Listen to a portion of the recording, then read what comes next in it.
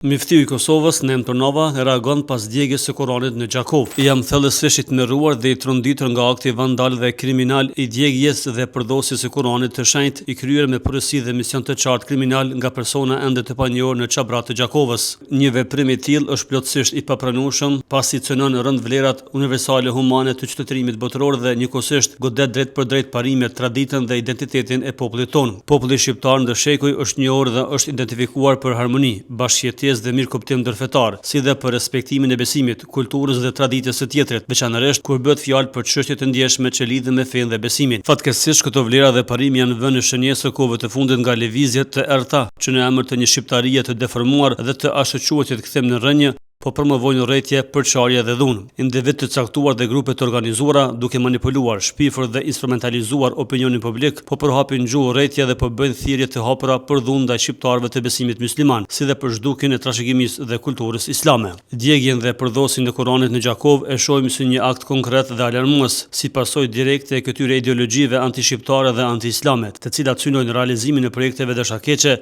sipas modeleve të huaja që historikisht kanë qenë armiqësore ndaj shqiptarëve të besimit islam. Ka shkruar ndër të tjera Miftiu i Kosovës, Neem Turnova. Ndërkohë, policia në Gjakov ka konfirmuar se në bashkëpunim me prokurorinë janë duke marrë veprime për të hetuar një rast që ka të bëjë me dëmtimin e librit të shenjtë për muslimanët Kuranin. Kurani ishte gjetur i dëmtuar sot në zonën e Çabratit në Gjakov.